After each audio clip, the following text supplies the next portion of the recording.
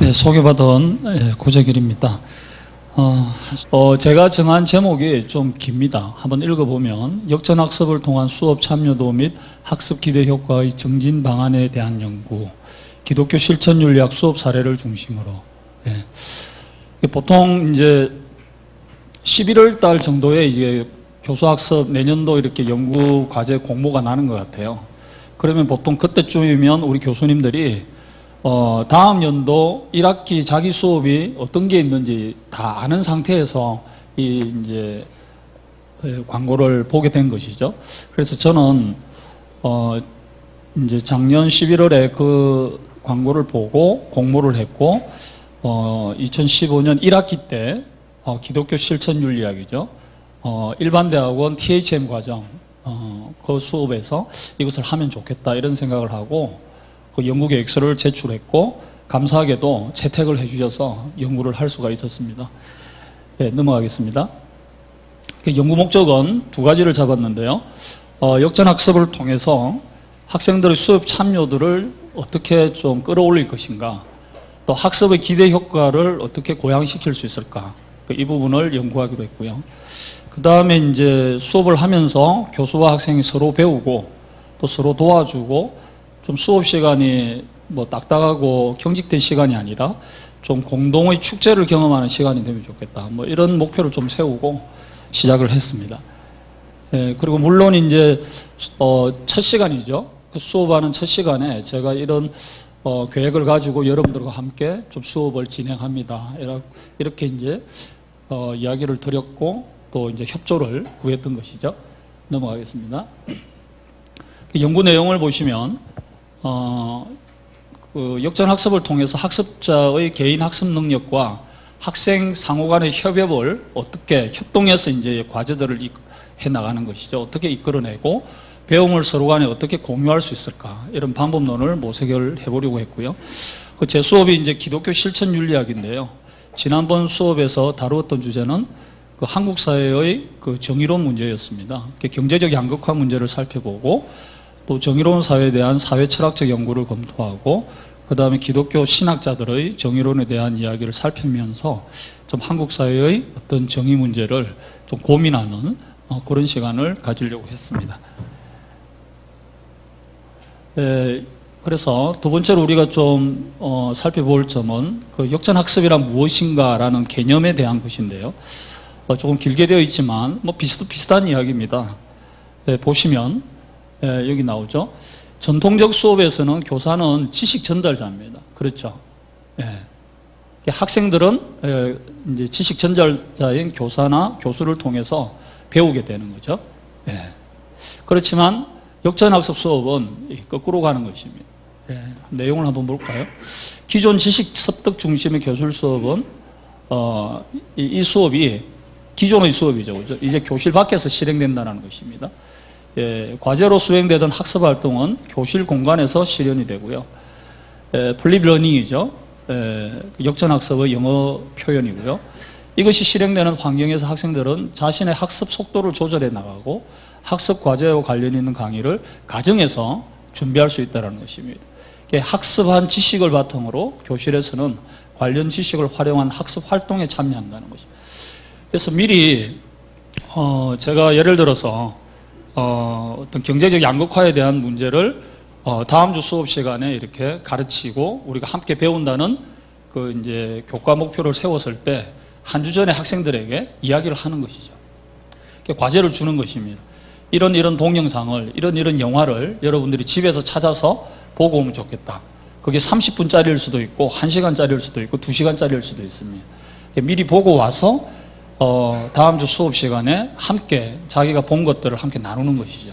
그러면서 이제 저희들이 실제로 하고자 했던 그 어떤 내용들과 함께 학생들이 미리 공부해온 내용들이 어떻게 조화를 이루고 그러면서 어떻게 서로 간에 도우고 학습의 이제 주체적인 참여자로 이렇게 변할 수 있는지 그것을 이제 경험할 수 있었습니다. 그래서 역전학습 수업은 교실에서 강의를 들은 후 교실 밖에서 과제를 수행하던 전형적인 강의 방식을 뒤집는 것입니다. 교실 밖에서 비디오와 같은 매체를 통해 강의를 듣고 교실 안에서는 토론하고 프로젝트를 수행하고 실험하고 실습을 수행하는 교수 학습 환경입니다. 예, 좀 넘어가도록 하겠습니다. 이 수업의 특성을 한번 좀 살펴보면 의사소통이 매우 중요한데 이 역전학습이 갖고 있는 의사소통적 특성을 몇 가지로 볼 수가 있는데요. 첫 번째로 융통성이 있는 환경입니다. Flexible environment죠. 예, 좀 유연한 환경을 제공합니다. 예, 그래서 학생들이 서로 배울 수 있고 개별 학습을 위한 학습 공간의 물리적 재구성이 가능하다. 학습 문화, 러닝 컬처가 또 역전학습의 특징이죠. 교실 풍토가 학습자 중심의 학습 문화로 바뀐다는 거죠. 교수 중심의 그 학습 문화가 아니라 학생들 중심으로 이렇게 교실 수업이 진행되는 것을 돕는다는 것입니다. 역전학습에서 학습자는 주제를 깊이 생각하게 되고 풍부한 학습 경험이죠. 집에서 이제 자기들이 스스로 공부한 것입니다. 물론 이 부분은 이제 교수가 제안을 하는 것이죠. 이런 자료들을 미리 공부해 와야 된다라는 것입니다. 그래서 개인적으로 의미 있는 방식으로 그 학습 과정과 결과에 대해서 스스로 평가할 수 있다는 것입니다. 이런 어떤 평가에 대한 내용들은 뒤에 이제 우리가 살펴볼 수 있을 것입니다. 그 다음에 특징은요, 의도적인 학습입니다. 이 학습자 중심의 교실인데요. 교사의 정교한 수업 설계에 의한 의도적인 합성 내용이 녹아 있습니다. 수업 설계를 진행할 때 그 학습 계획서를 우리가 첫 시간에 학생들에게 배부하지 않습니까? 그런데 그 내용이 이미 그 전에 이제 어떤 동영상을 보고 어떤 미디어를 시청하고 이런 모든 부분들이 짜여져 있고 왜 그것을 볼 것인지 그런 어떤 교수의 어떤 의도적인 교육 의도와 학습 내용이 함께 들어있음을 우리가 볼 수 있는 것이죠. 일단 전문적인 교육자 이 부분이 필요합니다. 프로페셔널 에듀케이터 이렇게 나오는데요. 교과 내용과 테크놀로지 활용을 제대로 할 수 있어야 된다. 이게 이제 테크놀로지에 대한 이해도가 깊은 교수일수록 이 역전학습 수업은 효과적일 것 같아요. 저는 사실 테크놀로지하고 약간 거리가 있는 것 같아요. 이게 얼리 어댑터라 그럽니까? 맞습니까, 교수님? 늘 한 발 넣는 것 같아요. 항상 제 친구 목사들이 더 빨라요. 아이폰도 먼저 사고, 아이패드도 먼저 샀다. 엄상현 목사가 얼리 어댑터인데, 제 동기 목사님. 항상 제가 한 발 늦게 움직이는 것 같아요. 근데 사실은 이 테크놀로지에 대한 그 활용에 대해서 아주 이렇게 이해가 깊은 교수는 이 학습을 엄청나게 효과적으로 할 수 있다. 저는 그런 생각이 들었습니다. 넘어가겠습니다. 이 부분 참 중요한데요. 우리 여기 책자에도 있지만요. 역전학습 수업 단계를 보겠습니다. 학생들이 교실에 들어오기 전에 자기 집에서 예습을 하는 것이죠. 그리고 그 다음 주 이게 교실에 들어와서 어떻게 학습이 진행되는지 부분입니다. 수업의 성격, 목표, 학습 방법이 있고요. 교사와 학습자가 어떻게 다른가를 한번 보겠습니다. 수업 성격에서 교실 수업 이전에서는요, 학생들이 자기주도적 학습이 가능하고 수렴적 학습이 가능합니다. 교실에서는 마찬가지죠. 자기주도적 학습, 수렴 및 확산적 학습이 가능합니다. 다른 학생들이 어떻게 생각하는지 거기에 대해서 나눔이 있기 때문에 그렇죠. 목표를 보겠습니다. 교실 수업을 위한 기본 지식과 개념을 학습하는 것이죠. 그런데 교실 학습에서는 미리 공부해온 내용이죠. 동영상이나 여러 가지 시청각 자료를 통해서 공부한 내용을 이제 교실 수업에서는 내면화시키고 이것이 진정한 학습의 방법이 아니냐. 그런 것들을 생각할 수 있고요. 학습 방법은요, 멀티미디어 자료 중심으로 해나가고, 이런 것들을 이제 자기가 학습 이력들을 이렇게 좀 시스템화 시켜서 해나갈 수도 있고요. 학습자 활동 중심으로 교실에서 이렇게 바뀝니다. 협동이 일어나고 의사소통이 긴밀하게 이루어지고 학생들이 수업의 수동적인 참여자가 아니라 적극적인 참여자로 바뀌게 되는 것이죠. 그럼 교사나 교수는 무엇을 하는가? 교실 수업 이전에서는 자료 생산자입니다.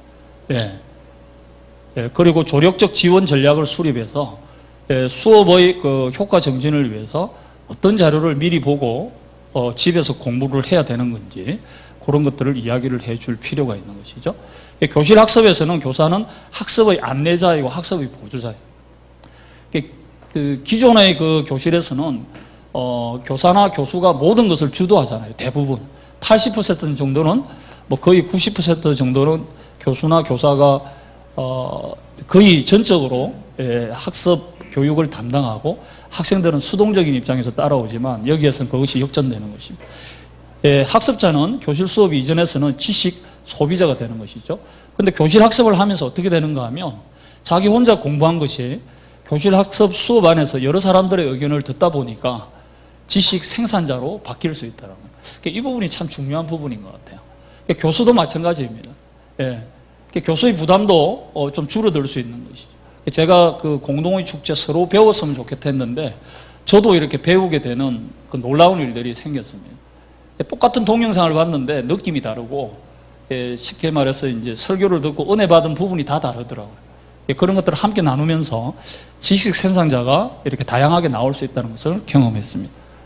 수업 참여자 부분 한번 보겠습니다. 우리 학생들이 어떤 학생들이 왔는지 그 내용인데요. 2015년 1학기 일반대학원 신학과 전공선택 및 일반 선택 과목이죠. 수강한 학생들입니다. 14명이 수강을 했습니다. 그 중에 13명이 본 설문조사에 응답했습니다. 그래서 이 설문조사는 제가 직접 만들었고요. 설문조사 내용은 그 내용을 이제 그 학기 말 종강할 때 제가 줘서 무기명으로 이제 제출하도록 했습니다. 만 31세부터 35세, 남성 응답자 비율 77%, 여성 응답자 비율 15%. 여성 참여자가 적었기 때문에 또 그런 것 같습니다. 연령 분포도가 나와 있습니다. 넘어가겠습니다. 수업 계획서가 있겠죠, 그죠? 그 학생들도 미리 알고 이런 것들을 이제 진행을 했습니다. 그래서 여기 뭐 15주 수업에 그 수업 계획서와 어떤 동영상과 어떤 영화를 볼 것인가, 이 부분들을 이제 제가 소개를 한 것이죠. 뭐 이건 일일이 뭐 제가 이야기할 필요는 없을 것 같고요. 여러분들께서 이제 한번 봐주시면 되겠습니다. 정의론에 대해서 공부한다는 것을 제가 미리 밝혔기 때문에 참고해 주시고요. 그래서 15주차까지 수업 계획서가 다 나와 있고요. 그 다음에 이제 오른쪽에 이제 제가 한 5번에 걸쳐가지고 3주에 한 번씩 하는 거죠. 매주 하면은 좀 이게 좀 어려울 것 같다는 느낌도 들었고요. 영화 로메로를 봤습니다. 왜 이제 앞에 한번 볼까요? 요때 이제 보겠습니다. 벤담과 밀의 정의론을 하는데 공리주의적 정의관을 할 때 하버드 대학 그 철학과 교수인 마이클 샌들의 강의를 그 유튜브를 통해서 우리가 얼마든지 볼 수가 있습니다. 그래서 이제 보고 오라고 제가 이야기를 했고요. 그 다음에 이제 로버트 노직 자유주의자죠. 그 자유지상주의 정의관을 할 때는 지식 채널 2에 나오는 그 눈물의 룰라, 브라질 대통령이었죠. 이 동영상을 이제 같이 보았습니다. 뭐 마이클 샌델 강의는 뭐 한 50분에서 1시간 정도 강의 시간이고, 눈물의 룰라는 이거는 한 6분 정도 됩니다. 1, 2가 있는데 이걸 봤고요. 넘어가겠습니다. 그 다음에 7번 보시면 호세 미란다 그 해방신학자죠. 이때는 이제 그 엘살바도로 이렇게 비폭력 평화 운동을 했던 로메로 주교죠, 그죠? 로메로 영화다 그 이전에 나왔었는데 이 영화를 보았습니다. 그리고 마이클 샌델 강의가 나오고 장하성의 한국 자본주의 책을 이제 우리가 보면서 우리 한국 사회에서 비정규직 그 문제를 가지고 영화를 만들었던 카트라는 영화가 있습니다. 그죠? 이 영화를 보시면 비정규직 안에서의 어떤 갈등 문제, 비정규직 노동자와 정규직 노동자 사이에 일어나는 그 안타까운 문제들이 이 영화를 통해서 우리가 알 수 있었는데, 이런 내용들과 함께 이제 집에서 공부를 해와가지고 이제 논의를 하면서 수업 시간이 훨씬 풍성해지는 것입니다. 자유롭게 토론하고 엄청나게 많은 그 열띤 그 토론과 논쟁들이 있었습니다. 그리고 이제 13번 이때 또 한번 눈물의 룰라 대통령 이야기를 좀 봤고요. 이렇게 해서 이제 전체 15주 가운데 5번 정도를 3주에 한 번씩 이 과정을 거쳤다. 이렇게 보시면 될 것 같습니다. 이 부분을 이제 이제 그 설문조사를 통해서 분석한 결과들을 여러분들에게 이제 제시한 내용인데, 이 부분은 제가 이제 전혀 이제 선의가 없기 때문에 교수학습 개발원의 우리 김효숙 박사님께 큰 도움을 제가 받았습니다. 너무 감사를 드리고요. 말로만이 아니라 다른 답례를 제가 드려야 할 것 같습니다. 이 말을 했기 때문에 진짜 드리겠죠, 그죠? 넘어가겠습니다. 역전학습자의 어떤 참여 경험이 어떤가에 따라서 또 이제 수업의 어떤 효과 이런 문제가 있는 것 같아요. 여기 보시면 두 학기에 5회 이상 경험했다부터 해서 경험이 없다. 이 빈도수가 이렇게 나와 있습니다. 퍼센트가 있죠. 그죠? 그래서 여기 보시면, 대체로 참여 경험이 별로 없는 거예요. 역전학습이 뭔지, 기존 수업과 역전학습의 차이점이 무엇인지 잘 모르는 것입니다. 경험이 없다. 40%. 한 학기 한 번 정도 경험한 사람은 40인데요. 대부분은 경험이 없다라고, 이렇게 볼 수 있습니다. 두 학기에 5회 이상 경험은 뭐, 7.7%밖에 안 나오죠. 경험 없음이 40%입니다. 반은 경험이 없다 이렇게 보시면 될 것 같고요. 이제 나중에도 나오겠지만 한 번이라도 이전에 경험을 가지고 있는 사람들이 수업에서 효과를 더 많이 보았다라고 이제 답변한 내용이 뒤에 나옵니다. 경험이 없었던 사람보다는 한두 번 더 이런 경험을 한 사람이 이번 수업에서도 참 좋았다 이런 반응을 갖고 있었습니다. 그 뒤에 아마 이제 살펴보게 될 것 같고요. 참여한 수업 형태. 지금까지 이제 어떤 수업들을 주로 받았습니까? 했을 때 이 부분 우리가 살펴봐야 되는데요. 교수의 주도적인 강의 한 40% 나오죠. 학생 발제후 학생 상호 토론 및 교수 정리. 요 두 개가 일반적인 것 같아요, 지금. 38.1, 38.1. 그죠? 학생 발제 후 교수의 집중 질문 및 전체 토론 정리.